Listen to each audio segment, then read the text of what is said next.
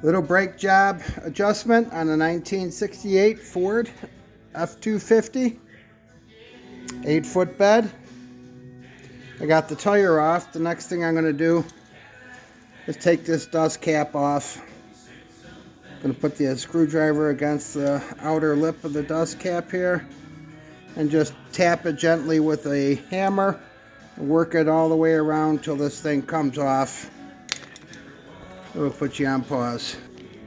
Alright, so we got that off. There's a cotter pin and all that grease. We're going to pull that out. Then there's a metal cap over the retaining nut. And I got a 1 1/16 inch impact driver. It should only be hand tight, good and hand tight. And that's all that holds that bearing in place. So I'm going to take this pin out, take this outer cap off, it'll just come right off, and then loosen up the retaining nut. So we got that nut off, and now this is just loose. This ought to come right off. Like I said, sometimes they're stuck in the grooves of the brakes. The brakes are stuck in the grooves of the drums, but I don't expect that to happen. This outer washer here does have a keyway that lines up with the key on the axle here, if that shows up. So when you put this outer one back on, obviously it won't even go on if you don't put it in that keyway.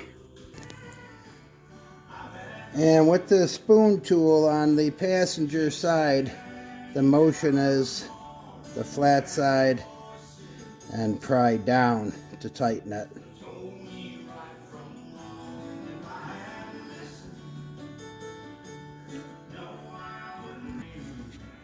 Nope, sorry. The motion is to pry up from the back side with the spoon to tighten that wheel. So you're going to dig down, pry up, tighten, dig down, pry up to tighten. Driver's side is the opposite. Alright, so the final motion to tighten this drum and expand it is to reach in from the back side, reach up, pry down, reach up, pry down.